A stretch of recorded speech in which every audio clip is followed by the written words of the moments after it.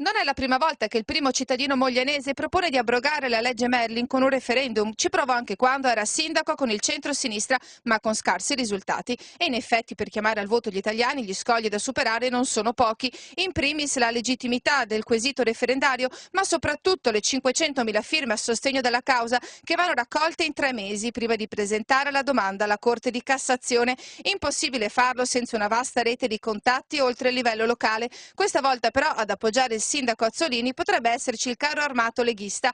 L'imprimatur definitivo potrebbe arrivare nel fine settimana, quando il senatore in persona Umberto Bossi a Venezia per supportare la candidatura di Renato Brunetta alla carica di sindaco della città lagunare è atteso anche a Mogliano. Con il carroccio pronto a mobilitarsi, e sarebbe la prima volta in una campagna referendaria, Azzolini avrebbe molte più possibilità. Intanto lungo la Napoleonica si sono fatti costanti controlli di polizia e carabinieri e c'è chi dice che protettori e lucciole siano corse ai ripari, trasferendosi altrove, ma sempre sulla Pontebana, nella vicina Villorba.